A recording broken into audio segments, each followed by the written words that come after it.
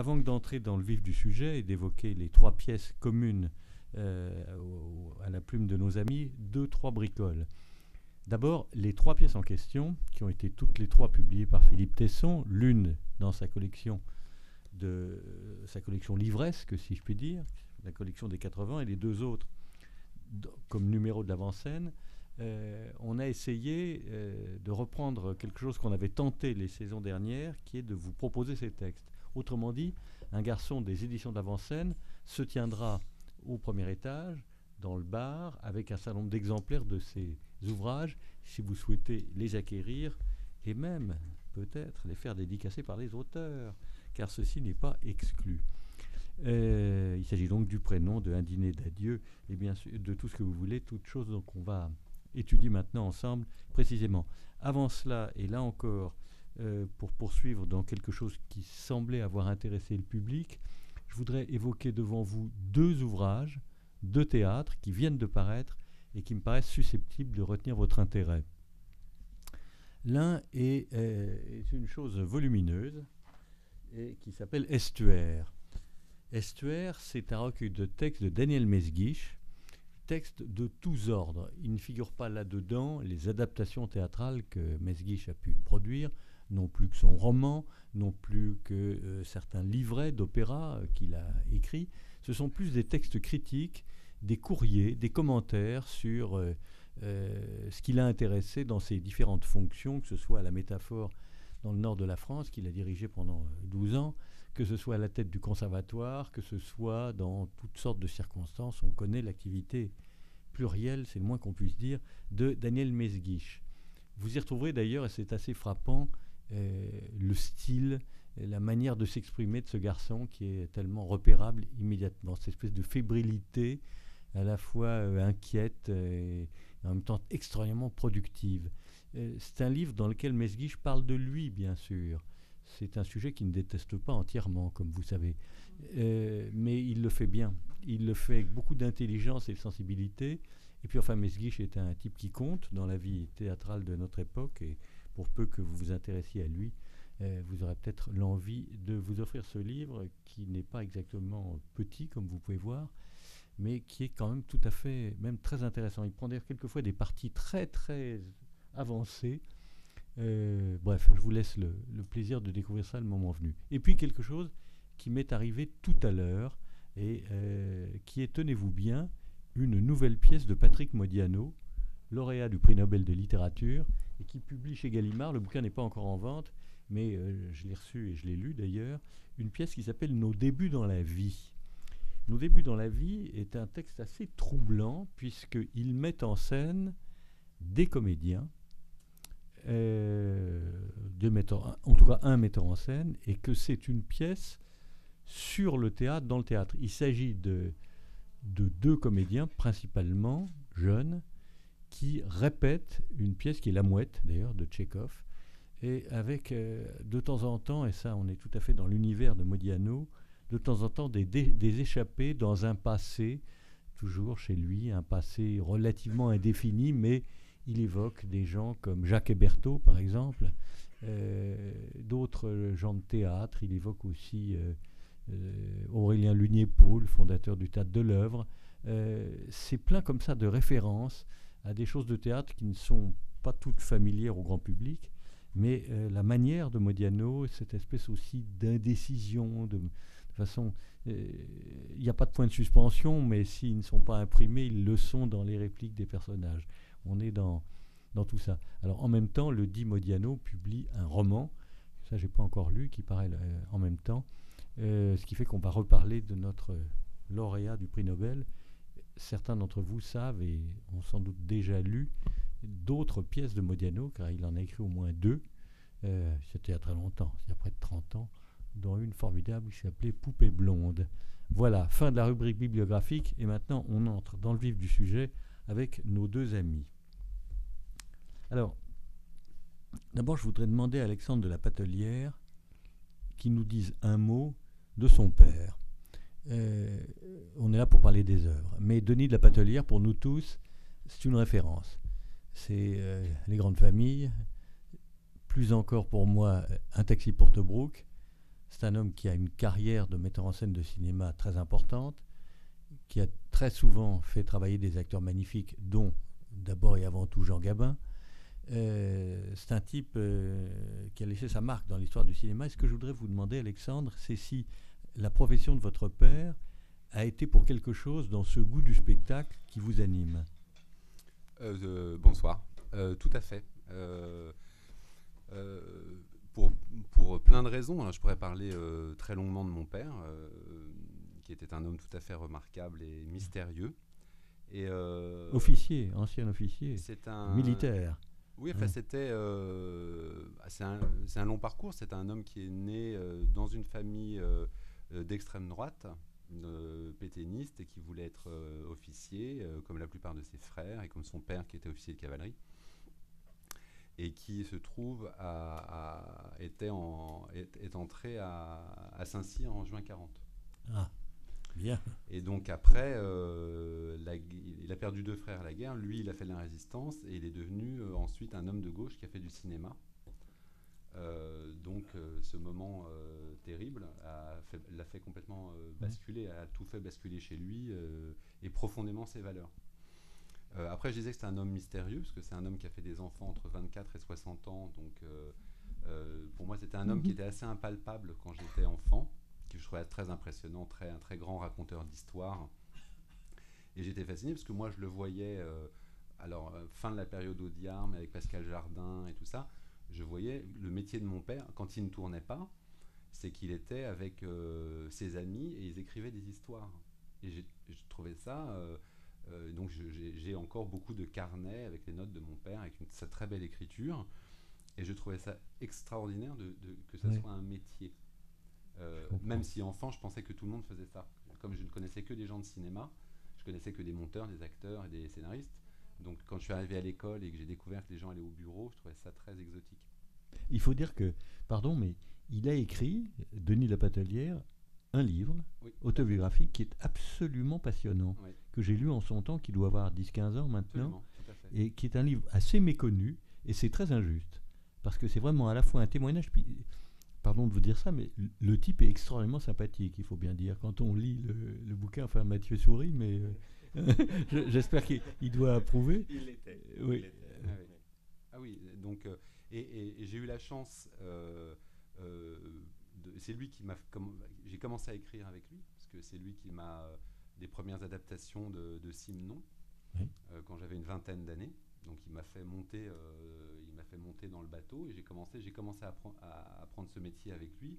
J'ai été son assistant aussi en plateau.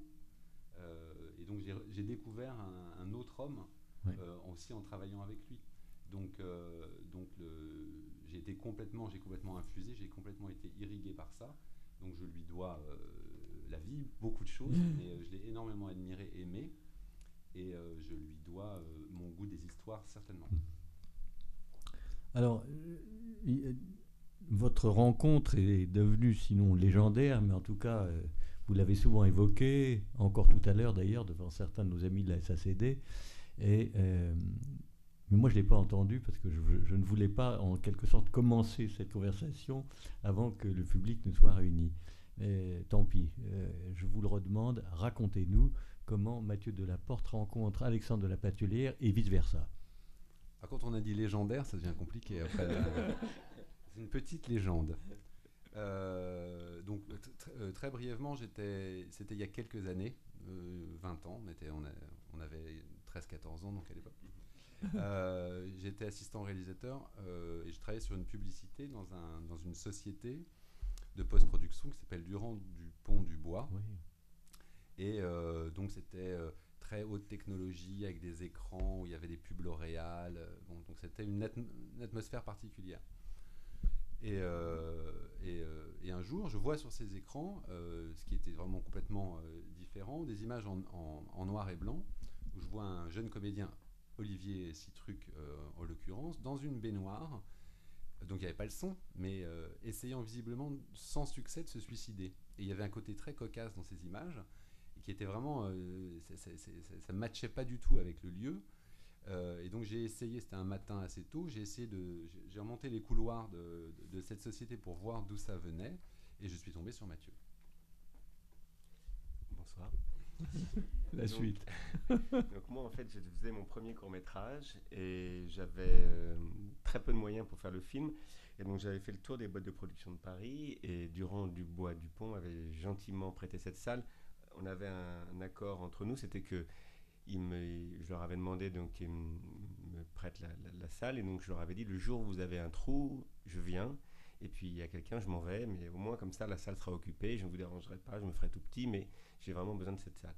Et j'ai attendu plusieurs semaines et un jour ils me rappellent en me disant la semaine prochaine la salle est libre pendant une semaine.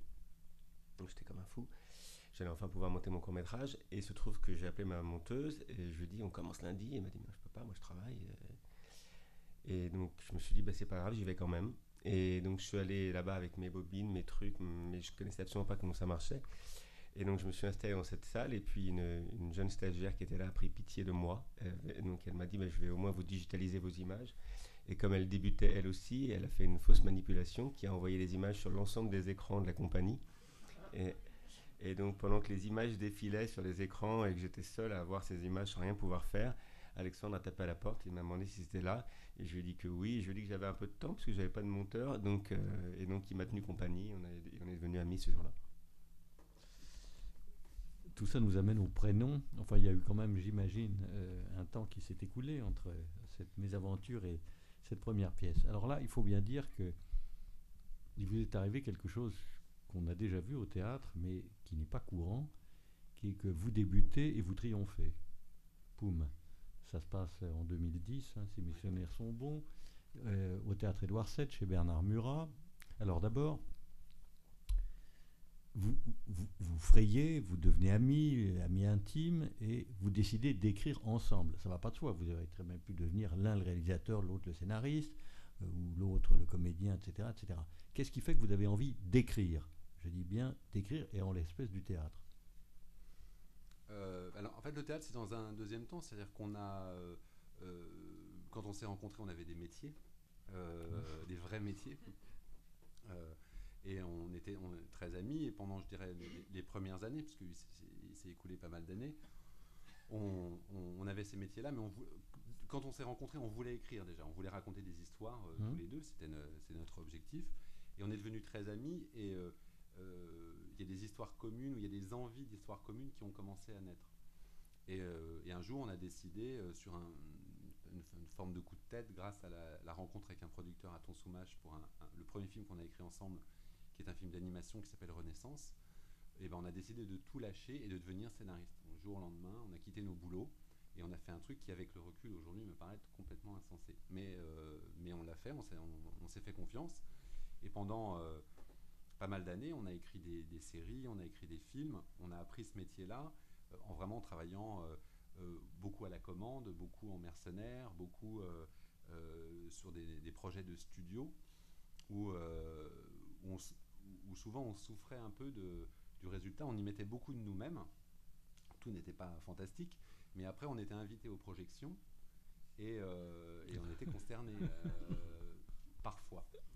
Et est arrivé un moment où on a eu l'impression qu'on était en train de perdre le goût de ce qui avait fondé notre association, qui était le plaisir. Nous, on a un côté très notaire de province, c'est-à-dire qu'on a un bureau depuis 20 ans quasiment maintenant, Ah oui. et on vient travailler tous les jours, toute la journée. Donc on arrive à 9h et on travaille toute la journée, quoi qu'il arrive. Donc c'est parce que moi j'étais très mauvais à l'école, j'ai eu besoin d'un cadre, donc on fait ça. Et là, on était en train de perdre le plaisir. Donc, et en fait, on a un système d'écrire. C'est vrai que c'est compliqué d'écrire un film que vous n'aimez pas. Parce que les gens vous disent je l'ai adoré, ça vous fait de la peine, et les gens vous disent j'ai trouvé ça nul, ça vous fait de la peine. Donc il y a un moment, vous vous dites mais en fait je vais tout le temps avoir de la peine. Donc on s'est dit il faut qu'on retrouve le goût d'écrire. Et on a un film qui s'est décalé, et on avait cette idée, parce qu'en fait on a un système, c'est qu'on a souvent des idées qu'on a dans un coin de notre tête et on les laisse mijoter, maturer, mûrir pendant 1 an ou 2.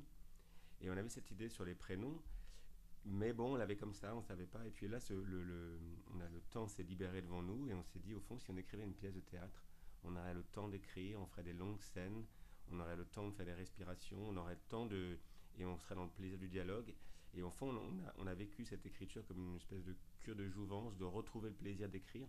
On n'imaginait pas du tout que la pièce serait jouée, on n'imaginait même pas du tout qu'on irait au bout. Donc on a vraiment commencé ça de façon totalement libre et détendue. Et puis une fois qu'on a eu terminé la pièce, on a trouvé qu'elle était quand même assez marrante, mais on s'est dit que ça n'intéresserait que nous, puisque dans la pièce on avait l'impression de ne parler que de nous. Et puis on l'a fait lire à notre agent qui nous a dit que c'était un peu bête de la garder pour nous, et donc elle l'a fait lire à des théâtres, et puis après les choses se sont enchaînées assez naturellement. Vous disiez que vous étiez scénariste à l'origine. Oui. Néanmoins, vous entendez écrire pour le théâtre, en tout cas pour le prénom. C'est d'ailleurs curieusement devenu un scénario de film après, mais à l'origine, c'est bel et bien destiné aux planches. Ah, totalement. Et je pense aussi que quand Mathieu disait retrouver le goût d'écrire, c'était un pari aussi pour nous. On sentait, comme on aime énormément les dialogues, on sentait qu'il y avait peut-être quelque chose pour nous. Et puis c'était un pari, parce qu'on n'avait jamais écrit de théâtre. Donc c'est aussi très amusant de se lancer. Donc moi je me souviens, on a par exemple désossé beaucoup de pièces quand on s'est dit qu'on allait écrire du théâtre. On a aussi, on s'est replongé dans du théâtre. Pour voir comment les pièces étaient faites. Et donc c'est pour ça qu'on s'est mis un certain nombre de contraintes. On voulait écrire une pièce en temps réel sans ellipse. Et on a travaillé en construisant la pièce avec notre expérience de scénariste, c'est-à-dire qu'on a en fait travaillé la construction de la pièce comme si on écrivait un scénario, mais on a toujours pensé le prénom pour la scène, pour les planches. C'était un retour, je dirais comme un retour aux sources. C'est pas un retour aux sources, c'est un nouveau départ. On avait vraiment envie de repartir de zéro, et la meilleure façon, c'était de repartir sur une écriture, un type d'écriture qu'on n'avait jamais essayé. Le prénom a été créé le 7 septembre 2010, donc c'est vraiment tout récent, dans une mise en scène de Bernard Murat, on s'en souvient je pense, au théâtre Édouard VII bien sûr, avec Patrick Bruel, Valérie Benguigui, Jean-Michel Dupuis, Guillaume de Tonquédec, Judith Elzein, distribution d'ailleurs qu'on retrouve à un détail, enfin à un rôle près dans le film que vous allez en tirer 2 ans plus tard, et dans lequel Charles Berling remplace Jean-Michel Dupuis. Mais pour le reste, la distribution est identique. Il me semble d'ailleurs me souvenir que dans le film, il y avait aussi à un moment Françoise Fabian, non? Oui, oui. La Françoise, dans la pièce qui était évoquée. Françoise qui est... Oui, enfin, on va y venir. Je crois même que c'était le 7 septembre. C'était le 7 septembre, c'est le jour de la première. Françoise Fabian, qu'on ne connaissait pas, est venue nous voir et elle nous a dit « Françoise, c'est moi ». Ce personnage qui n'est que évoqué. Oui, bien sûr. Donc quand on n'a pas de réplique. Il se trouve qu'on a, nous, écrit l'adaptation pour le cinéma, alors que la pièce se jouait. On l'a écrit pendant cet hiver 2010-2011 et on a tourné à la rentrée. Et donc on avait eu cet accord de principe non demandé de Françoise Fabian, nous n'allions pas le refuser. Bien sûr. Alors, je crois que chacun se souvient du premier des thèmes qui est l'objet d'une conversation entre ses amis, puisqu'on est dans un univers qui pourrait rappeler, je ne sais pas, celui d'autres auteurs de théâtre d'aujourd'hui. Nous sommes dans un univers d'amitié, de bourgeois qui s'entendent plutôt bien, couple, un garçon un petit peu en marge du couple principal qui s'appelle Claude, et vous écrivez tout de suite une formule qui m'a beaucoup plu, c'est à la page 17. Il y a un narrateur off qui présente les personnages et qui dit ceci à propos de ce Claude Gatignol. Claude Gatignol, premier trombone de l'Orchestre Philharmonique de Radio France. Un homme discret, à l'humour feutré, qu'on peut plus facilement décrire par soustraction. Claude n'est pas coléreux, il n'est pas fantasque, il n'est pas malhonnête, il n'est pas, en quelque sorte. En fait, c'est pas vrai, il est tout ce qu'il y a de plus. Hein. Bon, donc, vous nous emmenez sur quelque chose comme ça, un personnage qui serait presque invertébré, qui serait presque, je sais pas, transparent, et qui était joué par Tonquédec, qui est tout sauf transparent d'ailleurs. Tout à fait. Oui. Bon. Mais effectivement, là, c'est un narrateur qui est un des personnages de la pièce. Oui. Au fond, c'est la façon dont le personnage de Vincent Larchet, joué par Patrick Bruel, voit cette famille, et donc c'est la façon dont il voit son ami. Alors, je vais vous demander peut-être de nous lire quelque chose, de nous lire un passage qui est le passage à partir duquel évidemment tout va se nouer, puisque dans votre théâtre, comme dans celui d'autres écrivains, je pense à Gérald Sibéras par exemple, ou Éric Assous, ou Florian Zeller, il y a un événement qui va évidemment déclencher un bouleversement complet, à la fois des personnages, leurs réactions, qui va dévoiler leur intimité, ce qu'ils sont réellement, et qui va amener à un bouleversement à caractère, je dirais, dramaturgique, hein, dans cette histoire qui débute comme quelque chose finalement d'assez allègre, d'assez chaleureux, entre des gens qui se connaissent très très bien, qui sont de la même génération, et qui n'ont jusqu'alors que très peu de différents. Mais là, tout d'un coup, il se passe quelque chose. Et peut-être est-ce qu'on pourrait, oui, on va même sûrement, on va peut-être lire ce passage, si vous voulez bien, où apparaît la question cruciale du prénom. Si je vais demander à celui d'entre vous qui a envie de s'y coller, de lire ceci, c'est à la page 28. On vient d'apprendre que Vincent, peut-être le principal des protagonistes, et sa nouvelle conquête, une jeune femme, qui à ce moment-là n'est pas d'ailleurs présente sur le plateau, qui s'appelle Anna, que cette femme est enceinte, et bien entendu, on se pose la question de savoir comment on va prénommer le bambin. Voilà, celui de vous deux qui a envie de se dévouer, je l'ai mis entre crochets. Quel exercice. Mais si ça vous embête, je le lirai. Non, je veux bien le lire. Je me demande comment on lit du théâtre à haute voix. Eh bien, vous verrez, on y arrive très bien. C'est ce qu'on fait à chaque fois. Est-ce que je lis les noms des personnages? Oui, la première fois, mais on va très vite comprendre. Alors, Claude. Alors, est-ce que vous avez des idées de prénoms? Vincent, oui. On en a même une assez précise. Ah, on peut savoir? Devinez. Peut-être que tu préfères qu'on attende Anna. Ça la fera venir. Tu vas quand même pas l'appeler comme papa et grand-père. Hein. Vincent fait le nom de la tête, ce qui semble rassurer Elisabeth. Pierre. En même temps, je te vois bien avec un prénom classique, Mathieu ou Paul. Ah, c'est pas un apôtre. Paul non plus. Paul n'est pas un apôtre.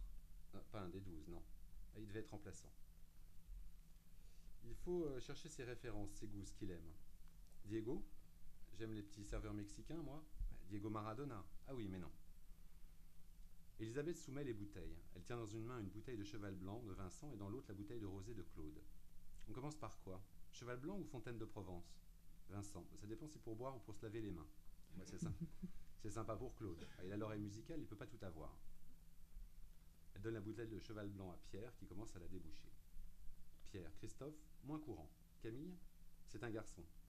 Camille, c'est fille et garçon. Moi, c'est garçon et garçon. Lancelot, Thaddée, César, Basile, Igor, moins russe.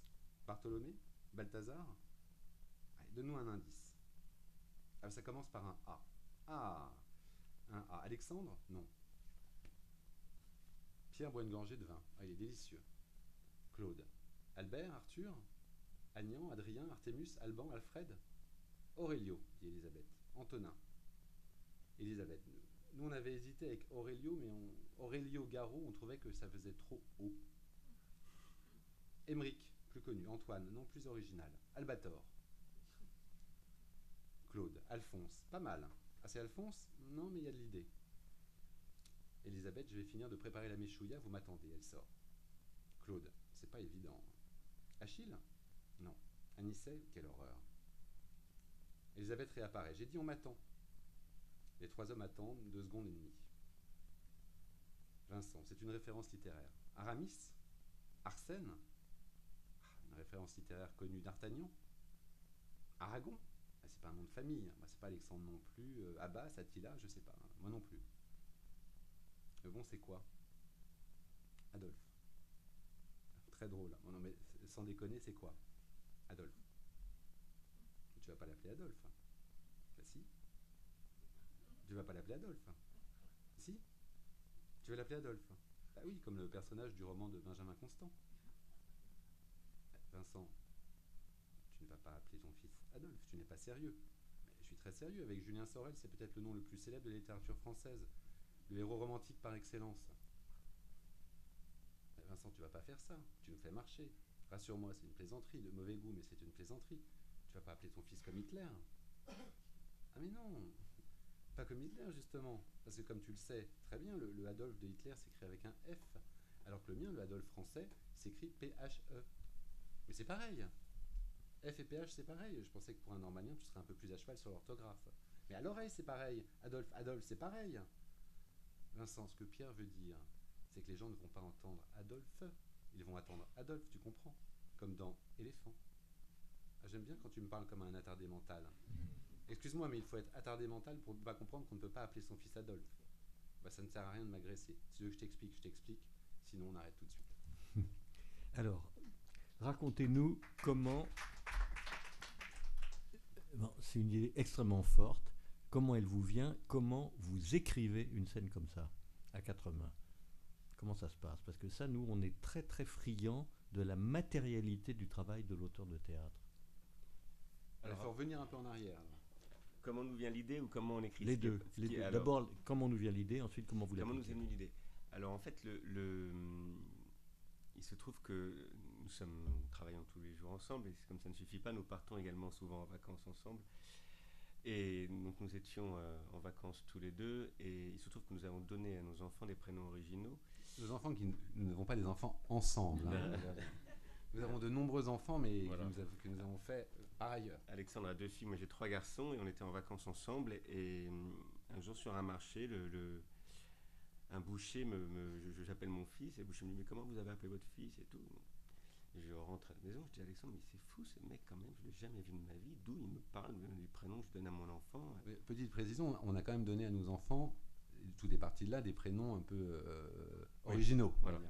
Et donc on s'est dit « Pourquoi on donne des prénoms originaux à ses enfants et on s'étonne que les gens les trouvent originaux ?» En fait, on s'est dit « C'est fou comme on est bobo, comme on est en fait une caricature de nous-mêmes. » Parce qu'on trouve les prénoms des autres originaux ridicules, et nous, on trouve bizarre que les autres... Et donc, on s'est interrogé là-dessus. Et on est parti, on s'est dit, un sujet, c'est vachement intéressant, le prénom, parce qu'après, il y a une dimension religieuse. Est-ce qu'on donne un prénom ou pas à un apôtre? Est-ce qu'on marque son prénom? Est-ce qu'on donne un prénom français? Est-ce qu'on donne un prénom... On trouvait que c'était un sujet génial. Et donc, on a commencé à partir là-dessus. Donc, on fait comme on fait toujours quand on y réfléchit. On ne s'y met pas tout de suite. Donc, on a laissé, puis on notait des idées... À chaque fois qu'on avait des nouvelles idées, on s'en parlait, on laissait comme ça. Et on a commencé à écrire la pièce. Oui, les notes de la pièce et les personnages ont commencé à émerger. C'était un moment où on avait aussi envie de parler de la famille. Donc on sentait, d'abord on était sidérés que cette histoire de prénom n'ait jamais été traitée par personne. Tout d'un coup on s'est dit, on a eu une épiphanie, on s'est dit c'est quand même, ça nous touche tous, et on avait ça, on voulait parler de la famille. Donc on a commencé effectivement à faire monter les choses. Il y a des personnages qui ont commencé à émerger, mais on sentait qu'il y avait une clé qu'on n'avait pas. On tournait un peu en rond. Au début, on est parti sur un prénom original, en fait. On s'est dit, on était parti, c'était à l'époque où Stark avait appelé sa fille K, donc on avait choisi qu'un des personnages s'appelle par une lettre de l'alphabet.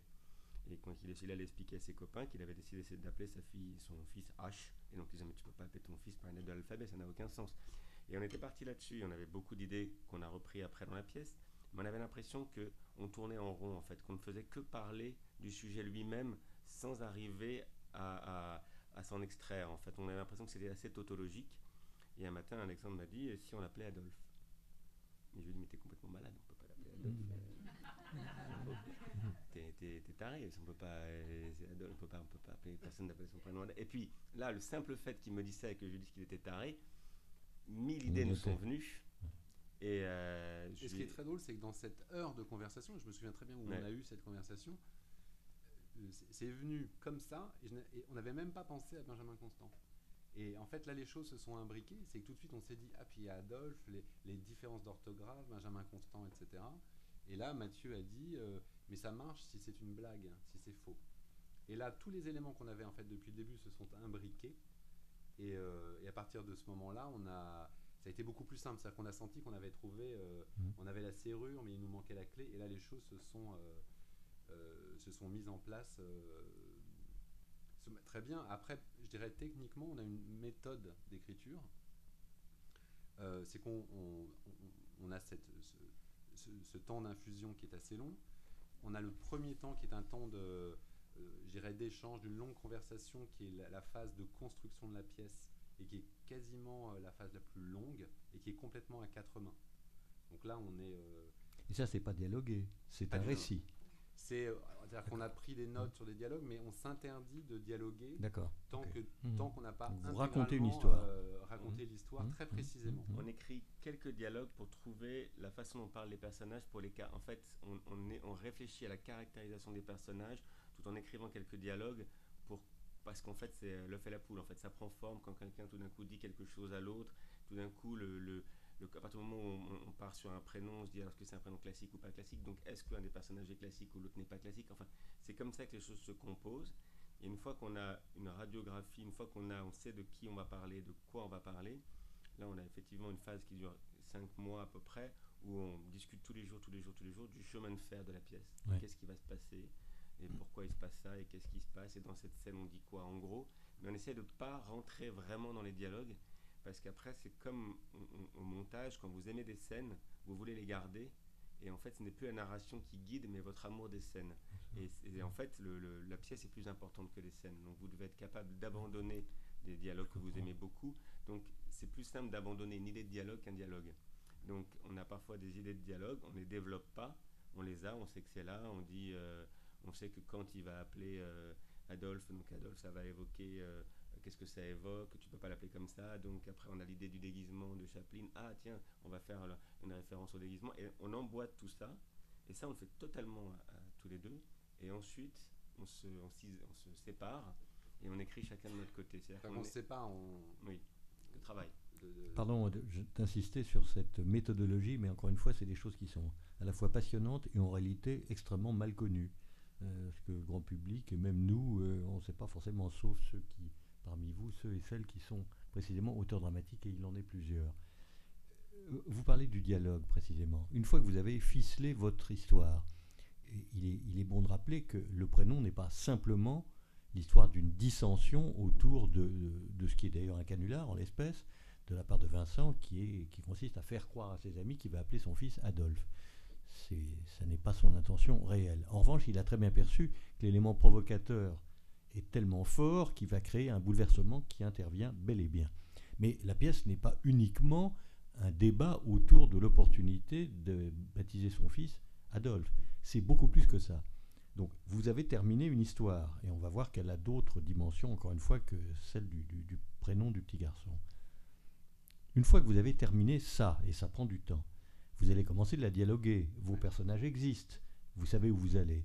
Comment ça se passe, l'écriture des dialogues à 4 mains? Et j'aurais aimé poser cette question à Meilhac et Lévy, à Fleurset-Caillavet. Je l'ai posée à Barillet, à défaut de Grédy. C'est quelque chose qui a toujours existé dans le théâtre, depuis que le théâtre est théâtre, même si les co-auteurs sont quelquefois un peu oubliés. Comment vous faites-vous? Vous lisez les choses, on n'écrit pas à 4 mains, justement. Ah ouais. C'est-à-dire que c'est aussi pour ça qu'on va aussi précisément... Quand je dis précisément, alors après ce n'est pas figé, mais même plus ça avance, plus on minute par exemple les choses. En général, on se dit cette scène doit durer 45 secondes.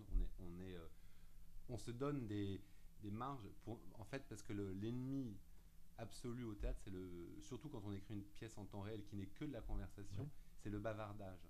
C'est que tout d'un coup ça se délie, que ça devienne parce que c'est pas difficile d'écrire même sympathiquement du bavardage, mais pour que ça reste le plus près de l'os, on construit le plus précisément possible, et après on se sépare les scènes pour garder la surprise, parce que vous pouvez avoir préparé, c'est comme une recette de cuisine, vous pouvez l'avoir préparé, n'empêche qu'il y a bien quelqu'un qui va s'y mettre, qui va le faire, et le goût sera une surprise. Et donc on se sépare les scènes, et une fois qu'on a chacun une version, on se la lit très brillamment. Et on en a eu un exemple. Et voilà. Et un deuxième travail commence. Oui, c'est-à-dire que le côté, le vrai, quand la musique du dialogue vient, c'est quand même quelque chose qui est dur à avoir à 4 mains, enfin à 2. Et donc c'est vraiment quelque chose de très personnel. Et en fait, quand vous cherchez, que tout d'un coup vous avez trouvé, il y a comme une espèce d'excitation à l'idée qu'on va le lire à l'autre. Donc il y a le plaisir de se dire, je pense que ça va le faire marrer, et on écrit, et donc quand on a terminé, on lui dit attends, je vais te faire lire, et donc on lit à l'autre 2, 3, 4, 5 pages. Et là, ce qui est très intéressant, c'est que déjà le fait de lire à quelqu'un, vous entendez vous-même pour la première fois votre dialogue différemment, et la réaction de l'autre, et la première réaction, c'est la réaction d'un spectateur, c'est-à-dire que on ne peut pas expliquer à quelqu'un que quelque chose est drôle si ça ne l'a pas fait rire. C'est-à-dire qu'il y a un moment, vous faites une blague, et puis vous voyez que c'est comme un petit caillou dans l'eau qui fait rien du tout. Et bien vous savez que c'est pas drôle, que ça marche pas. Au contraire, quand vous le lisez, tout d'un coup, vous sentez quand ça part, et donc vous sentez que ça vient. Et au fond, là, à ce moment-là, on retravaille, on repasse sur la séquence de l'autre. Parfois, c'est... Là, on échange. Écoute, je trouve ça vraiment très marrant, ça, quand tu commences, quand tu dis ça, je trouve ça très bien. Mais là, je trouve que c'est un peu facile. Je trouve que ça serait plus intéressant qu'on aille ailleurs. Et donc, là, on repasse des couches. Et il nous est même arrivé parfois, aussi par un jeu, d'écrire la même scène, chacun de notre côté. Mhm. Parce que même si elle est très précisément cadrée, les deux scènes qui vont être écrites n'ont rien à voir. Et il y aura des choses qui vont être issues de l'une, de l'autre, où ça sera une troisième voix. Mais c'est aussi le plaisir de l'écriture solitaire à ce moment-là, et de voir la réaction. Il faut que l'autre reste vierge à un moment de ça. Et après, écrire des dialogues à deux au-dessus, je pense que c'est très très complexe. En tout cas, nous, on ne fait pas ça. Ce que vous avez réussi vraiment remarquablement dans le prénom, c'est l'alternance entre les moments de franche comédie, d'engueulade, etc., et les moments qui sont d'une véritable gravité. Je vais lire moi cette fois deux exemples brefs. L'un des personnages masculins principaux s'appelle Pierre, il est marié donc, et il est le beau-frère de ce Vincent, hein, si je ne m'abuse. Voilà, Vincent étant celui qui a l'idée d'appeler son fils Adolphe. Et à un moment, Pierre, que tout ça gêne terriblement, dit ceci. Bon, ça suffit maintenant, arrête de jouer au con. Vous voilà rappeler son fils Adolphe, au mieux c'est de l'inconscience, au pire une horrible provocation. C'est l'un ou l'autre. Je veux bien croire que tu étais de bonne foi, mais après la conversation que nous venons d'avoir, tu ne peux plus faire comme si tu ne savais pas. Tu ne peux plus jouer à celui qui blesse par étourderie. À partir de maintenant, tu sais ce que tu fais. C'est un acte délibéré. Tu ne peux pas te balader en uniforme nazi en disant juste « j'adore les déguisements ». Alors si tu persistes à appeler ton fils Adolphe, je considérerais que c'est un acte fasciste, une profession de foi. Voilà, le débat est clos. On n'est plus tout à fait dans la comédie. Quelques pages après. Voici que la fiancée de Claude, ce musicien de l'Orchestre National, qui existe quand il peut, pas toujours, c'est une erreur parce qu'en fait il existe et vous allez le voir. Arrive Anna, qui est une jeune femme très jolie, qui est mannequin, qui participe donc pleinement, c'est la saison des fashion shows, la saison de la présentation des collections, etc. Donc elle arrive, elle est épuisée, un peu énervée, etc. On l'attendait, elle finit par arriver. Et Claude, précisément, lui dit « Alors, comment tu vas ?»« Bah, bien, mais avec la préparation des défilés, c'est un peu la folie en ce moment. Et ça dure combien de temps ? Jusqu'à la fin mars, et ça reprend en juin pour la collection d'hiver. Mais ils devront se passer de moi cet été. » Pierre, mais j'ai jamais bien compris pourquoi on faisait l'été en hiver et l'hiver en été. Mais tu prépares la saison suivante. Tout le monde ne porte pas du velours côtelé au mois d'août. Oui, d'accord, mais qui a envie d'acheter un slip de bain au mois de mars ? La vraie question, c'est qui utilise encore l'expression slip de bain ? Pierre et Vincent s'esclaffent. Claude, mais qu'est-ce que tu veux dire d'autre ? Vincent, maillot de bain. Anna, mais même si un maillot de bain n'est pas forcément un slip de bain. Bah, de toute façon, Claude a toujours été très slip. Très slip. Oui, je suis plutôt slip, c'est vrai, mais il n'y a pas de mais, ni de plutôt, tu es exclusivement slip. Je t'ai jamais vu avec un caleçon, Pierre. Moi non plus. Elisabeth arrive avec une assiette parce qu'elle passe son temps à aller chercher des choses à la cuisine. Elle a prévu un dîner absolument magnifique et tout et tout. Bon. Chérie, est-ce que tu as déjà vu Claude autrement qu'en slip ? Elisabeth, je vois que le niveau de la conversation s'est élevé. Claude, ben avec le costume de l'orchestre, je suis obligé de porter un slip. Et ben voilà, c'est la faute au trombone. Et ça, c'est vous typique, ça. Cette espèce d'alternance de franc burlesque et en même temps de choses qui n'est pas drôle du tout, parce que c'est pas drôle du tout, l'idée de la plaisanterie de Vincent. C'est même profondément sinistre. Et alors ça, comment vous l'avez écrit, ça ? Alors, je pense que c'est aussi beaucoup lié aux familles d'où on vient. C'est-à-dire qu'on est de familles très politisées, où l'engueulade familiale est un sport assez hebdomadaire. Voilà. Ouais. Et au fond, dans les débats, dans les familles qui ont cette, je dirais, latine, l'habitude de l'engueulade, on se chauffe. C'est-à-dire qu'on est à table et puis tout d'un coup le dîner devient un petit peu mou. Donc on va aller piquer sa belle-sœur qui est prof, on va aller embêter son beau-frère qui est banquier, que sais-je. Tout le monde dans les familles connaît son rôle. Et c'était une des choses qu'on voulait travailler, c'est qu'au fond, ce qui est très particulier dans les familles et dans les amis qui se connaissent depuis longtemps, c'est qu'au fond, quand on grandit dans une famille, on grandit à une place. On est l'aîné, on est l'intello, on est le bon élève, on est le cancre, on est le petit dernier, on est la jolie, on grandit avec des places et puis à l'adolescence, à l'âge adulte, en général, ça change. Mais on reste, quand on retourne chez soi, toujours cette personne-là, ce rôle. Et très souvent, ce qui d'ailleurs pose des questions quand on a des femmes ou des maris, qui tout d'un coup, on redécouvre sa femme dans sa famille et on se rend compte qu'elle n'est pas la femme qu'on connaît exactement. Elle a un rôle qui est... Et donc, comme nous, c'est une famille d'amis, c'est lié, ça nous intéressait de jouer sur ça, sur ces rôles, et de montrer qu'en fait, c'est une famille qui s'engueule. Et dans les dîners, c'était ça aussi l'intérêt de faire un temps réel.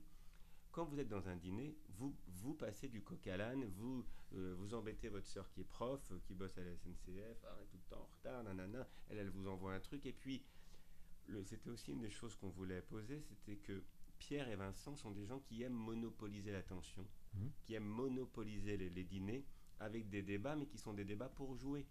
En fait, c'est ce que leur dit Claude à un moment, vous prenez les sujets les uns après les autres comme des jouets, et au fond, ils jouent à taquiner les autres, et puis ils vont aller trop loin. Et en fait, en face, ceux qui ont tendance à subir les dîners vont prendre leur revanche. Et donc, c'est pour ça qu'on passe de discussions, de conversations de rien, dont on fait une blague sur la cacahuète, sur le truc, sur le machin, et que tout d'un coup, on glisse sur quelque chose de plus grave. Et là, à ce moment-là, on s'envoie des choses qui sont plus profondes. Et après, je pense qu'on avait aussi envie, de se promener un peu entre les humeurs.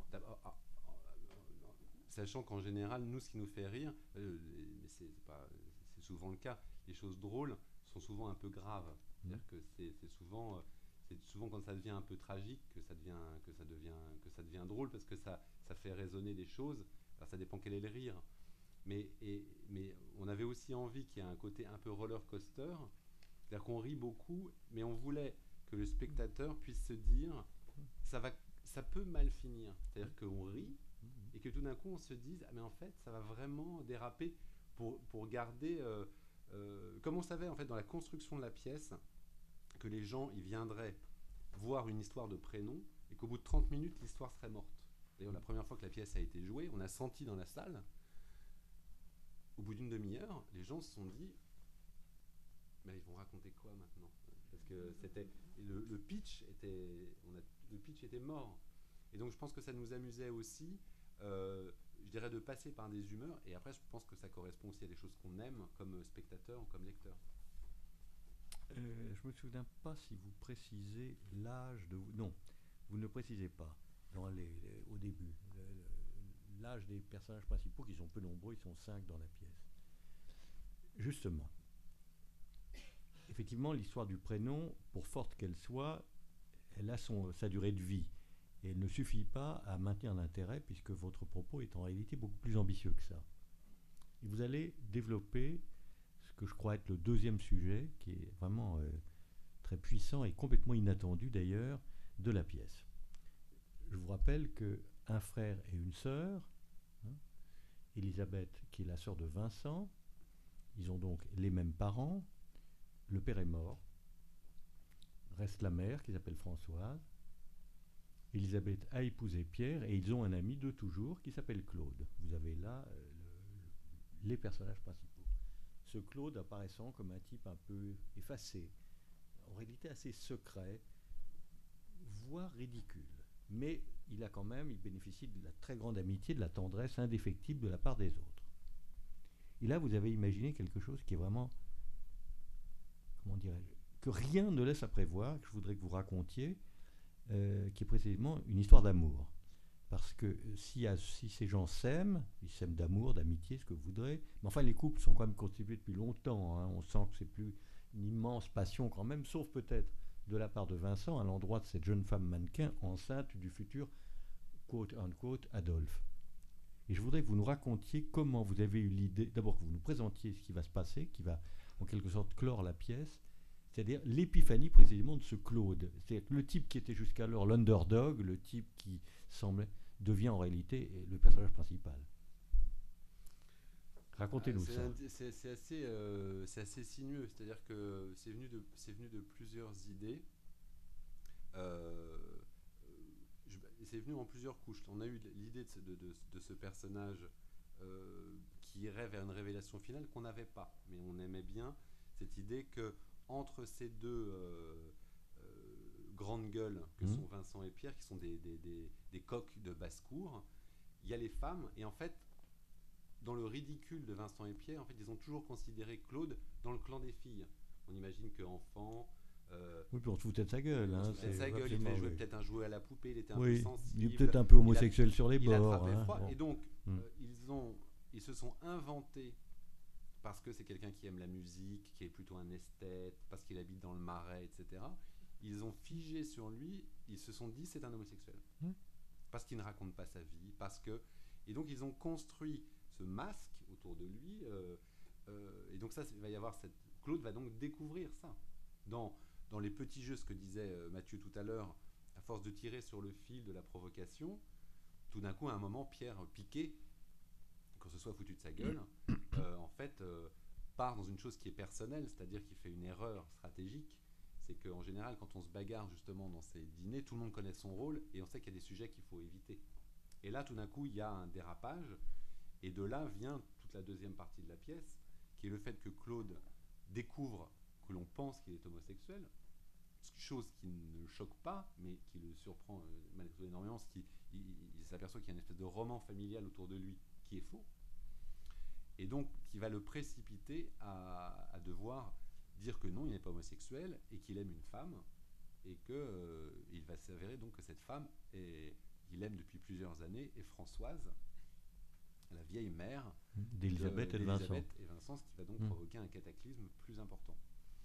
Et moi, je me souviens, si je ne me trompe pas, que quand on a construit la pièce, on avait tous ces éléments-là, mais on ne savait pas, et on s'est dit un jour, on était à Saint-Cloud, et on s'est dit, quel est le pire truc pour Vincent. On s'est dit, quelle est la pire révélation avec ce mec qui a beaucoup d'ego, qui est très viril, pense-t-il, et qui est un fils à sa maman, et tout ça, on s'est dit, il y a ce Claude, il faut qu'on trouve à Claude une histoire d'amour sincère, et qui le fracasse. Et on est vraiment passé, on a mis 1000 idées. Et je me souviens la première fois qu'on s'est dit, Françoise, et oui. On s'est dit on ne peut pas, parce qu'on s'est dit ça va être grotesque. Et en réalité, on s'est dit non. C'est-à-dire que si l'histoire elle est construite depuis longtemps et qu'on le traite réellement comme une histoire d'amour au premier degré, en faisant passer cette idée, on se dit ça peut être à la fois très drôle et effectivement dur à avaler pour les autres. C'est là où c'est toujours très comment on a une idée, c'est toujours très mystérieux. Et qu'est-ce qui est c'est que souvent c'est des agglomérations. En fait, c'est souvent on a des idées, on parle de personnages, on parle de choses. On avait envie depuis longtemps de traiter du secret dans les amis, ou de la sexualité, c'est-à-dire quelqu'un qui n'a pas envie de parler de ça et qui donc du coup nourrit les fantasmes des autres. Et on avait une histoire quelqu'un que les autres pensent être homosexuel. Alors évidemment, ça n'est le fait que, et en fait ça se fait sans méchanceté, c'est juste que chacun pense, projette, et en fait la problématique se décale, c'est qu'en fait ces gens se rendent compte qu'ils ne se connaissent pas vraiment, et c'est ça au fond qui leur fait le plus de mal. Ce n'est pas la question de savoir si, c'est que tout d'un coup, pour Babou, le fait que d'avoir son meilleur ami et qu'elle a tout confié, de se rendre compte qu'en fait depuis des années elle vit quelque chose qu'elle ne partage pas, pour elle c'est une blessure profonde. Et ça en fait on l'a eu au départ parce qu'on s'est dit on va faire une pièce sur le prénom, et ça va devenir une pièce sur les noms qu'on se donne, les surnoms. Et au fond, les surnoms, ce sont des prénoms que l'on choisit, que l'on se choisit en fonction de ce que l'on pense être de l'autre. C'est-à-dire que si on appelle quelqu'un Goldorak, c'est parce qu'on imagine qu'il est très fort, on l'appelle Hulk, et si on l'appelle Rikiki, c'est parce qu'on trouve qu'il est minuscule. Donc c'est-à-dire que quelque part, ce n'est plus les prénoms qu'on a donnés avant la naissance, mais c'est les prénoms qu'on attribue aux autres. Et c'est le simple fait de s'imaginer qu'on a ri qu'en fait, que vos amis ont ri derrière votre dos, peu importe de quoi en fait, c'est que tout d'un coup, ça ouvre une brèche. Et d'ailleurs, ce n'est pas quand Claude dit mais vous pensez que je suis homosexuel, mais vous êtes des clichés. Ce qui le vexe, c'est qu'en fait l'autre lui dit tu es un lâche. Tu nous donnes des leçons de morale depuis tout à l'heure, mais en fait toi tu ne dis jamais la vérité, tu es un lâche. Et là pour lui c'en est trop, parce qu'il est beaucoup de choses mais il ne se considère pas comme un lâche. Et donc ça fait que les vannes vont s'ouvrir. On est vraiment dans ce qu'on appelle une comédie dramatique. Et puis vous aimez vraiment le changement de pied.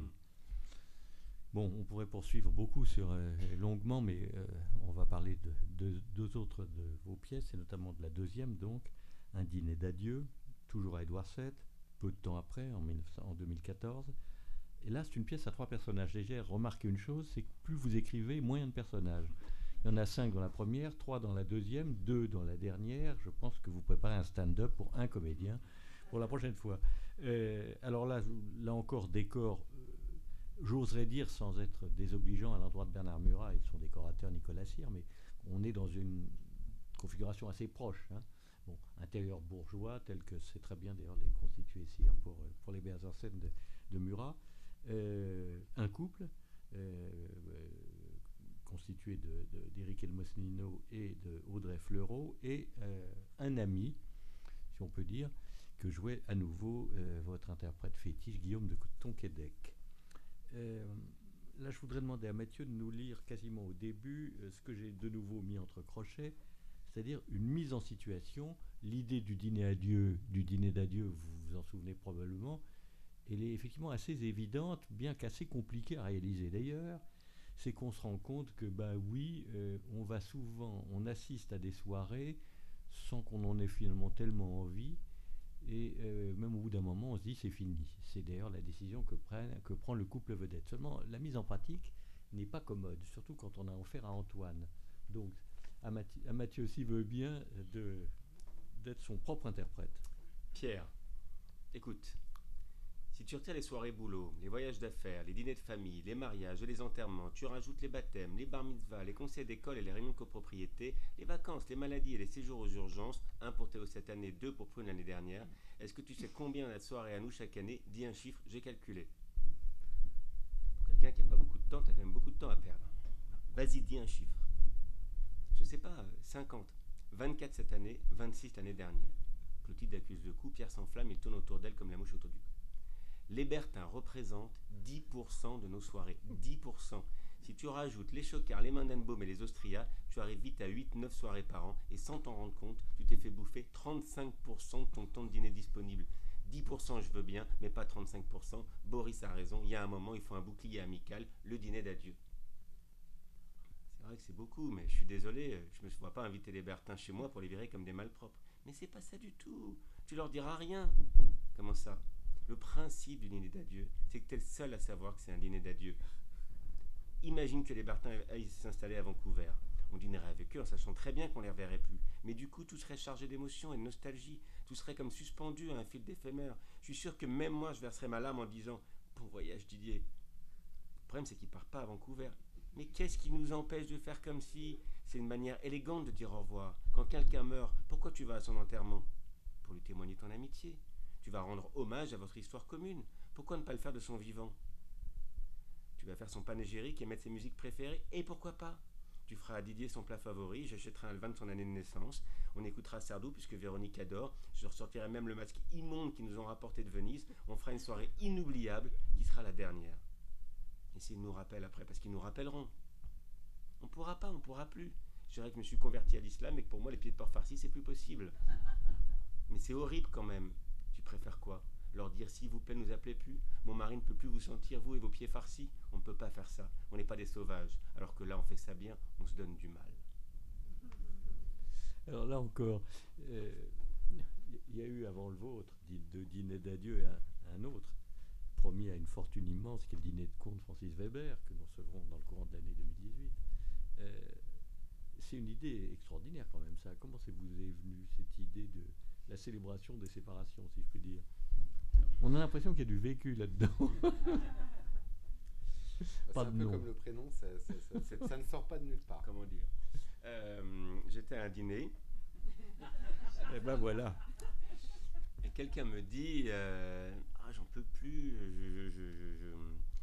je vais tout le temps on voit trop de gens. En fait, c'est quelqu'un qui a fait une école de commerce prestigieuse, donc il passe son temps à voir les anciens élèves. Il me dit on passe son temps à se revoir, on n'a plus rien à se dire, ça nous prend un temps fou. Il me dit il faudrait que j'organise, il faudrait faire des dîners, que ce soit le dernier, on se dirait au revoir. Là, je lui ai dit excuse-moi, je suis sorti du dîner, je suis allé dans la cuisine, j'ai appelé Alex et je lui ai dit je crois qu'on a le sujet de notre prochaine pièce. C'est extraordinaire. Imagine, tu fais un dîner d'adieu. Et on a commencé pendant une demi-heure dans la cuisine. Ça nous est comme pour le prénom, on a une sorte d'épiphanie. Plein d'idées nous sont venues jusqu'à que ma femme arrive et me dise qu'est-ce que tu fous, ça fait une demi-heure qu'on t'attend. Et donc je suis retourné à mon dîner. Voilà, mais c'était la naissance de la pièce est venue là. Donc je dois beaucoup à ses amis qui n'aimaient pas ses amis. Alors il décide de se débarrasser convenablement, ce ne sont pas des sauvages, d'un certain Antoine, qui est un petit peu encombrant et qu'ils ont convié avec son épouse. Donc c'est un dîner à 4 qui se profile. Arrive Antoine. Ah merde, j'ai oublié de te prévenir, elle est désolée, elle a théâtre. Pierre, ah bon, mais c'est nul. Mais non, c'est pas nul, c'est même super. Non, je veux dire, c'est nul qu'elle ne puisse pas venir. T'inquiète, c'est pas comme si on se voyait pour la dernière fois. Non, bien sûr, bien sûr. Ah, quand même, c'est très embêtant. Mais non, mais si. En plus, Clotilde, l'épouse de Pierre, a cuisiné pour 10. Mais c'est pas grave. Béa n'aime pas du tout la cuisine de Claude de toute façon. Ah, si tu veux, je peux aller chercher Max. Non. Le clochard. Moi, j'avais compris. Tu ne riais pas. Si, j'ai ri, moins fort que toi, mais j'ai ri. Antoine, tu as une bien belle chemise. Ces petits zèbres, c'est vraiment sympa. Oui, c'est toi qui me l'as offerte. Moi? Oui, tu me l'as rapportée du Sénégal. Je suis allé au Sénégal. Tu devais aller à Yaoundé pour ta thèse, mais tu as fait un édème de Quink. Alors ils t'ont dérouté vers Dakar, où tu es resté des heures, coincé au duty-free de l'aéroport. Oh la vache, oui, je m'en souviens, j'avais mangé des cacahuètes. Antoine, je suis allergique à tout ce qui est arachide. Oui, je crois que c'était à tout ce qui est lacté. Je suis aussi allergique à tout ce qui est lacté. Pierre, Théo a dû laisser un fond Diop à la noix de cajou, je t'en propose pas. Sauf si tu veux te débarrasser de moi. Clotilde, je reconnais ce rire. Salut Antoine, ça va? Elle entre dans la chambre, elle est très élégante. Alors, où avez-vous caché Béa? Elle n'est pas là. C'est drôle, j'avais cru reconnaître son parfum. Elle ne viendra pas, elle a théâtre. Ah bon? C'est nul. Oui, c'est nul. Mais non, dit Antoine, c'est pas nul, c'est même super. Clotilde, c'est nul qu'elle ne puisse pas venir, je me faisais un plaisir de la voir. Pierre, moi aussi. On avait préparé plein de trucs. Oui, je lui ai dit. Mais c'est sûr qu'elle ne peut pas venir? Non, elle m'a laissé un message. Elle pourrait peut-être nous rejoindre après. Oh non, son spectacle dure 6 heures. J'ai laissé mon portable dans le manteau de Max. Il va chercher son manteau.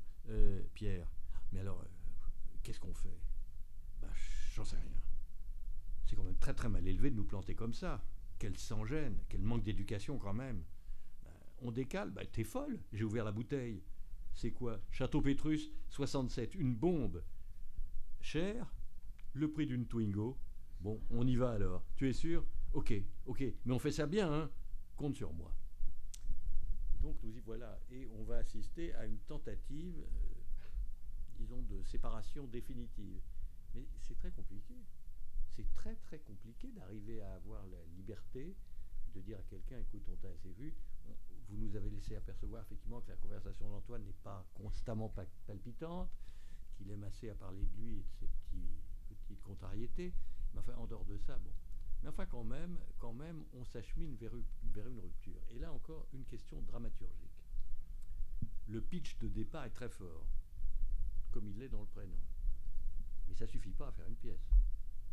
Il faut maintenir l'intérêt du spectateur au-delà de la décision de Clotilde et de son mari de se débarrasser d'Antoine. Alors comment on fait? Comment vous faites? La pièce, elle est on a eu assez vite, je pense, en fait, cette idée de la construction. Alors après, il se trouve que la pièce, elle est... Après, ce qui nous intéressait, alors c'est un peu difficile de répondre, mais ce qui nous intéressait, c'est que à l'intérieur de ce couple, donc ce type qui est générateur, donc qui est un éditeur un peu lâche, etc., et qui un soir ne veut pas aller à un dîner, il est générateur de cette idée. Mais c'est une idée qu'il pique à un autre, à un certain Boris, dont on pense que c'est un type grande gueule. Et en fait, il le fait parce qu'on pense qu'il veut il veut surtout, c'est l'occasion de faire larron. C'est un soir, il ne veut pas aller à un dîner. Et comme il est un peu là, l'ami de sa femme, et comme on sent que c'est un gars un peu lâche, elle lui dit quand on va au restaurant, tu renvoies pas les bouteilles bouchonnées. Enfin, il a un côté comme ça. Elle le prend à son propre jeu. Elle lui dit ok, moi je veux bien faire ton truc de dîner d'adieu, mais on va pas se débarrasser de cela. On va se débarrasser de tes amis à toi. Et elle choisit, parce qu'elle pense qu'il ne va jamais tenir, son ami, le seul vrai ami qu'il a, alors qui est, on va découvrir un professeur d'allemand qui a beaucoup de problèmes et qui fait une thérapie depuis très longtemps et qui est un type assez insupportable. Il y a une séance avec le psy qui est assez gratinée, en allemand. Oui, en allemand. Mais c'est malgré tout son ami. Et donc il est entraîné malgré lui dans une chose qui est absolument horrible, c'est qu'il ne peut pas se dédire, mais il est en train d'assassiner un peu en direct sans que l'autre le sache, le seul type au fond qu'il aime. Oui. Et on avait donc on avait cette idée-là, mais on avait une autre idée, c'est qu'on voulait écrire une pièce où on rejouerait le premier acte en échangeant les rôles. Donc on a décidé de construire la pièce, donc d'avoir une révélation, c'est-à-dire qu'Antoine découvre le poteau rose à la mi-pièce et qu'il décide d'organiser en direct sur scène une thérapie, lui qui est un féru de psychanalyse, une thérapie où il va demander à son tortionnaire, entre guillemets, de prendre sa place. Ils vont échanger leurs vêtements et on va donc rejouer la pièce depuis le début pour que l'un se rende compte de ce qu'il a fait à l'autre. Donc on avait cette idée qu'on a eu du mal d'ailleurs qui a posé beaucoup de questions aux acteurs, aux metteurs en scène quand on a joué ça. Mais donc on voulait écrire ça, on voulait avoir deux fois la pièce d'une certaine manière où les deux acteurs échangent leur rôle. Et que ça marche. Oui. C'est-à-dire qu'au fond, le fait de jouer l'autre leur fait comprendre, que la thérapie fonctionne. Parce qu'au fond, ce qui nous intéressait aussi, c'était que ce personnage est tout dans le regard de l'autre, de ridicule, et qu'au fond, derrière ce ridicule, au fond, ce qu'il dit est vrai, et au fond, ce qu'il propose marche. C'est-à-dire que la psychanalyse qui lui propose d'échanger les rôles pour que chacun ressente ce que l'autre ressent peut paraître comme ça complètement ridicule, mais au fond, quand ils le font, ils retrouvent le pourquoi ils se sont aimés en tant qu'amis, au fond, ce qui fait le sel de leur amitié, et ils vont le découvrir, et on avait envie d'être très noir, et en même temps d'assumer complètement à la fois le cynisme et en même temps la sincérité. En fait, Antoine va prendre la main sur tout ça. Antoine dit, on va faire un petit jeu d'association libre pour se libérer l'esprit. Tu connais le marabout? Non, je connais aucun marabout. Pierre, ben quoi, je suis jamais allé en Afrique, moi. Le jeu, marabout, bout de ficelle, selle de cheval. Ah oui, celui-là. Je dis un mot et toi un autre, ok? Ok. Antoine, on y va. Betterave. Pierre, ouais. Betterave. Bah oui, j'ai entendu, mais c'est super dur.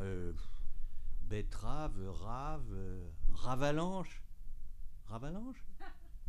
Pas mieux. Enfin, Pierre fait un effort. Je sais pas, moi, betterave, ravalement, ravage, ravigoté. Tu peux même dire travesti, traversin. Alors quoi? Bah, lequel tu prends? On pourrait pas rallumer la lumière? Concentre-toi. Bon, ravage. Antoine. H de Pierre. Pierre. Pierre le cœur. Antoine. Cœur de Pierre. Merci, c'est son nom, Pierre le. Okay. Bah, excuse-moi, hein, c'est venu comme ça. Arrive Clotilde avec une assiette dans les mains. Mais qu'est-ce qui se passe ici? Les plombs ont sauté? Pierre, pas ceux de la maison en tout cas. On a éteint pour renouer les fils de notre dialogue. Ah d'accord. Bon, je te rapporterai ton gazpacho quand j'aurai trouvé une bougie, mon chéri. Renouez bien, hein? Et n'oubliez pas de vous protéger. Elle glousse de sa propre blague et se retire. Bon, on a été où? Oussama? Oussama Ben Laden. Laden, la dent dure, dur à cuire. Cuirassé Potemkin. Kinésithérapeute. Petit à petit, l'oiseau fait son nid. Ni oui, ni non. Non, vous n'aurez pas l'Alsace et la Lorraine. Lorraine d'un jour. Jour du Seigneur, Seigneur des anneaux, à nos actes manqués. Manqué que sera. Serrano de Bergerac. Rack and roll. Roland McDan. Dan, dent de pique. Pique et pique et collégramme. Graham Greene. Green de golf. Golfe de Sardaigne. Sardaigne à l'huile. Ismar. Bon, je pense qu'on peut rallumer la lumière maintenant. Pierre, j'avoue que c'est marrant. Antoine, tu vois, maintenant qu'on a renoué le dialogue, il faut qu'on le renforce. Le dialogue s'organise autour de 5.5. Il y a ce que je veux dire, ce que je dis en réalité, ce que toi tu comprends, ce que je crois que tu as compris, ce que tu crois que je crois que tu as compris. Tu as compris? Non. Ça c'est fort ça. Hein. C'est un vrai... les 5 points sont des 5 points de linguistique et qui sont des vrais points, comme la psychanalyse d'ailleurs dont on parle, qui est un principe américain. Mais c'est souvent amusant de relire les choses comme ça, qui sont sérieuses, quand on les écoute. Et souvent les gens qui sont savants vous disent des choses, c'est comme les livres de philosophie et de psychanalyse, on a presque parfois l'impression que ce sont des livres pour que personne ne les comprenne, sauf les gens qui les ont écrits et leurs copains. En fait, une espèce de monde complètement opaque. Il y a des films comme et ça. Voilà, où on se dit, mais qui est censé comprendre ces phrases en fait? Et quand vous les récitez à voix haute, c'est quasiment musical, tellement c'est incompréhensible. Et j'avoue, j'en ai lu pas mal. Et c'est souvent, je raconte à Alexandre le fruit de mes lectures nocturnes, et on s'est dit, il faut absolument qu'on fasse un truc là-dessus. La troisième, tout ce que vous voulez. Là, on est vraiment dans le récent, puisque c'était il y a un an, en septembre 2016, toujours au Théâtre Édouard VII, toujours monté par Bernard Murat, et cette fois avec 2 comédiens, donc Bérénice Bejo, qui joue Lucie Arnaud, et Stéphane de Groot, Thomas Moreau. Alors là, vous prenez un risque considérable à mes yeux. C'est Boy Meets Girl. Hein. C'est le point de départ le plus classique qu'on puisse imaginer au théâtre et d'ailleurs aussi au cinéma. Il est facile de résumer l'intrigue. Une femme écrivaine, romancière, auteur dramatique, qui se donne un mal de chien, qui est chez elle et qui, un jour, on sonne à la porte. Elle, c'est Bérénice Bejo et lui, c'est Stéphane de Groot, un voisin. Et puis voilà, et vous avez tout compris. Mais ça dure 1h30 et il va falloir que, en dehors de l'exaspération qu'il exerce sur elle, de l'attrait, parce qu'elle est superbe, il faut bien le dire, l'attrait que lui éprouve immédiatement pour elle, il faut qu'il trouve le moyen, il pense même pas à la séduire, mais de s'incruster en quelque sorte. Et vous y parvenez. Alors là, j'aimerais que vous nous racontiez, là encore, la gestation de quelque chose qui est tellement classique, tellement, si je puis dire, prévisible, parce qu'on se doute bien qu'il va se passer quelque chose entre deux, naturellement. Bon, puisque ça se termine comme vous l'avez déjà deviné. Je pense que beaucoup ont vu la pièce, ça a été un grand succès de la saison dernière. Racontez-nous ça. Comment on part d'un lieu commun, pardon, mais c'est vraiment un lieu commun, une balançoire du théâtre, pour arriver à quelque chose qui va effectivement monter terriblement en intensité. Alors, on voulait que ce soit un lieu commun absolu, puisqu'en fait, on doit pouvoir comprendre à la fin de la pièce qu'au fond, tout ce qu'on a vu est au fond le récit, enfin c'est un briquet, mais au fond on a totalement pensé le début le plus classique, on s'est dit il faut qu'on enfonce toutes les portes ouvertes possibles, qu'on fasse exactement ce qui est le plus classique possible pour le retourner, puisque le personnage en fait joué par Bérénice Bejo est une femme écrivain qui a toujours écrit sur sa vie, qui a connu de très grands succès en racontant, on s'est inspiré de personnages d'écrivains qui existent, qui ont toujours écrit sur leur vie, sur le drame de leur vie, et on s'est dit comment tu fais quand tu as toujours écrit sur le drame de ta vie, c'est-à-dire ton premier livre c'est la mort de ton père, le deuxième livre c'est c'est quand tu as été violenté ou agressé à l'école quand tu étais petit. Au fond, les récits de tes drames ont fait ton succès. Quand tout d'un coup tu as connu le succès, comment tu retrouves l'écriture sans rencontrer un drame? Et au fond, c'est une femme qui a tout et donc elle est terriblement malheureuse parce qu'elle n'a plus d'inspiration. Au fond, c'est ce qu'elle pense, parce qu'en fait, la vérité, c'est qu'elle est déprimée parce que elle est enfermée dans sa vie, elle est malheureuse, et cet homme va venir lui ouvrir la porte. Mais le point de départ, en fait, c'est le personnage de l'écrivain, qui, on s'est dit, quel est le fruit de l'inspiration, qu'est-ce qui fait qu'on écrit, comment on écrit. Et au fond, ça nous a amusé on va essayer d'écrire une pièce sur comment on écrit une pièce, en fait. Sur l'écriture, sur comment on s'invente, comment on se réinvente. Mais là où ce qui a été mystérieux, c'est que on a pensé écrire une pièce sur l'écriture.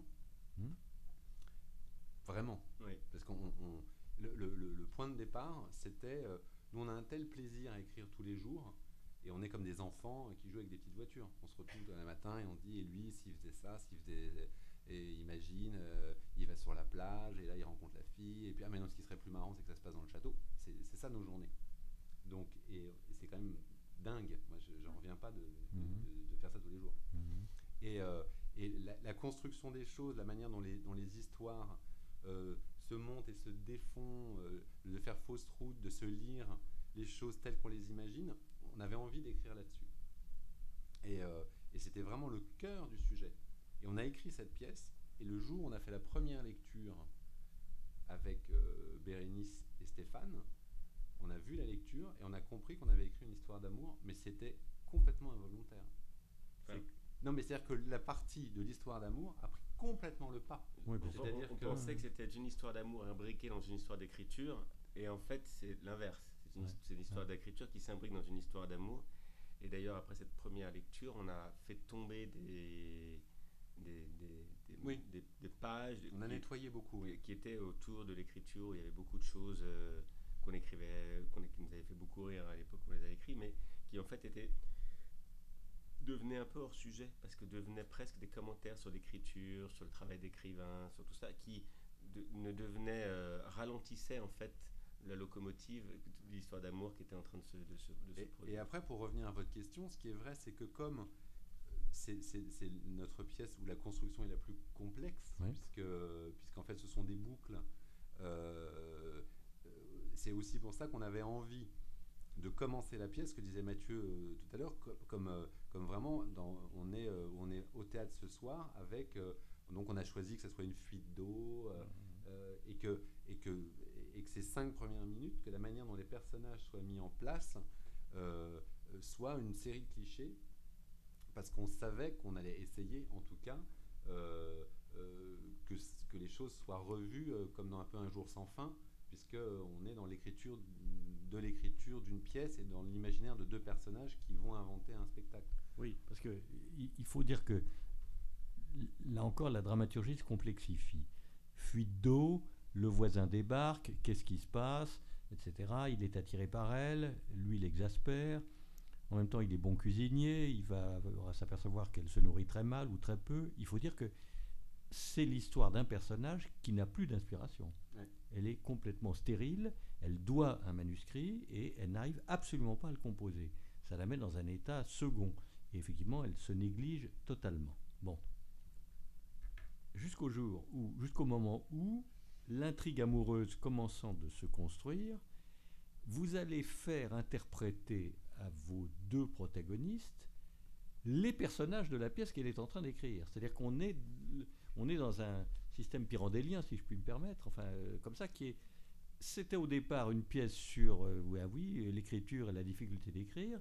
Ça devient une mise en scène de la pièce en question, qui est in progress, qui est en train de se faire devant nous. Ouais. Et les deux comédiens vont jouer en réalité un double rôle, qui n'est pas homologue de celui que vous avez écrit pour eux d'abord.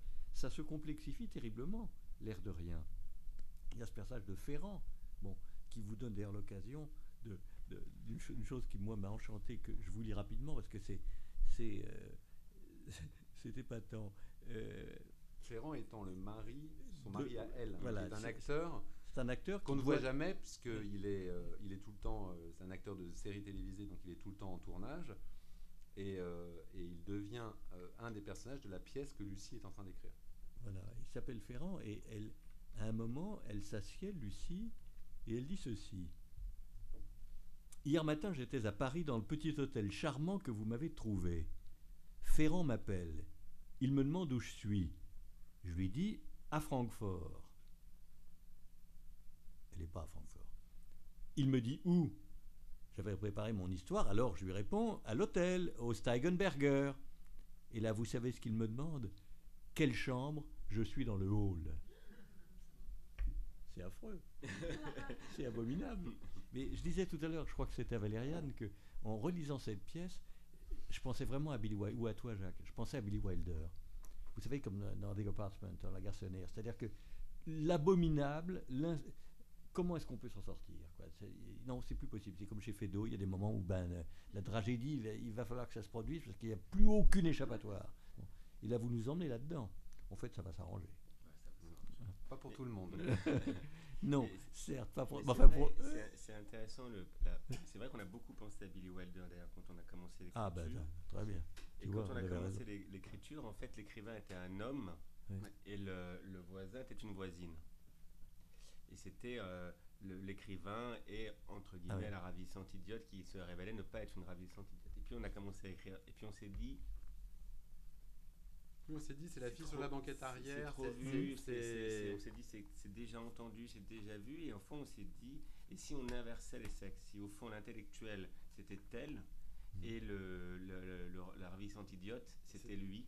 Et tout d'un coup, on a trouvé que tout était plus drôle, que cette femme, que le cerveau, le cérébral, ça soit la femme, et que la légèreté, le cuisinier, donc du coup, on les a renforcés, c'est-à-dire que les attributs classiques de la féminité, on les a mis à l'homme et on les a inversés.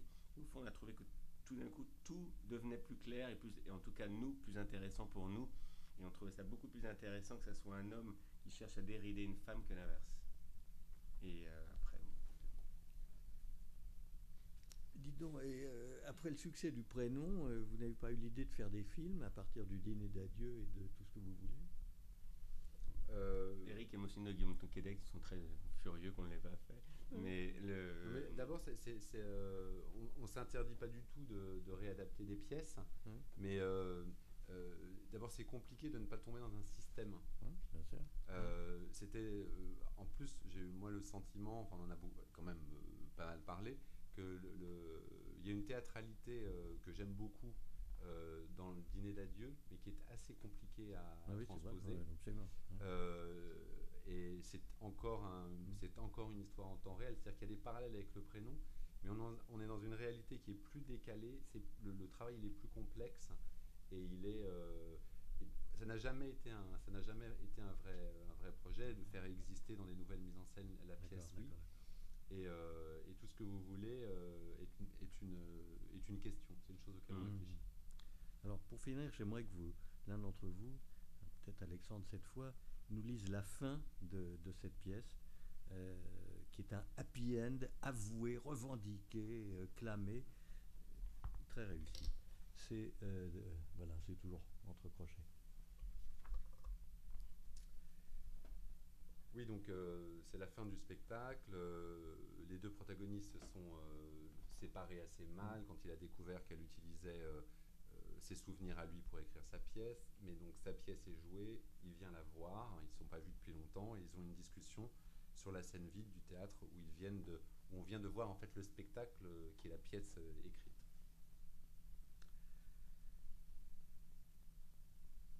Je crois que c'est ça qui me dérange, la fin est trop triste. La vie l'est souvent. Peut-être, mais aller au théâtre, c'est pas regarder par la fenêtre. Tout le monde a le quotidien en face de lui. Si on va au théâtre, c'est pour autre chose, non? Lucie. Alors, on y va peut-être pour comprendre ce qui nous entoure, se rendre compte qu'on n'est pas seul à être perdu et sans défense. Si vous n'écrivez pas les histoires qui n'ont pas lieu dans la vie, où va-t-on les vivre? Mais vous auriez aimé quoi comme fin? Un happy end? Un happy end, quelle horreur! Ils rient tous les deux. La bonne fin pour moi, ça aurait été qu'ils se retrouvent, tout simplement. Mais où ça? Au théâtre, quelle question? Lucie sourit. Il serait venu malgré tout? Oui. Elle n'y aurait pas écrit de mots, mais elle aurait écrit la pièce pour lui dire qu'elle l'aimait. Il le comprendrait, il n'est pas si con. Vous pensez? Ah oui, il est même très intelligent. Il irait la voir au théâtre, elle serait surprise et en même temps elle l'attendrait. Elle aurait peur qu'il ne vienne pas, mais il viendrait. Il n'irait pas la voir dans les loges, il voudrait la voir seule. Il la retrouverait sur la scène vide. Mais après tout ce temps, il n'y aurait pas de la gêne entre eux, juste un peu de trac. Il serait maladroit, il ferait un compliment sur le décor et se ferait remettre à sa place. Elle serait toujours aussi chiante alors. Ah oui, et lui aussi rabat-joie. Il lui avouerait même qu'il n'aime pas la fin de la pièce. Aucun tact. Elle le prendrait comment? Il y a une petite blessure narcissique, mais rien de grave. Elle voudrait comprendre, elle voudrait savoir. Elle s'approcherait de lui et lui demanderait Lucie, mais vous auriez aimé quoi comme fin? Thomas?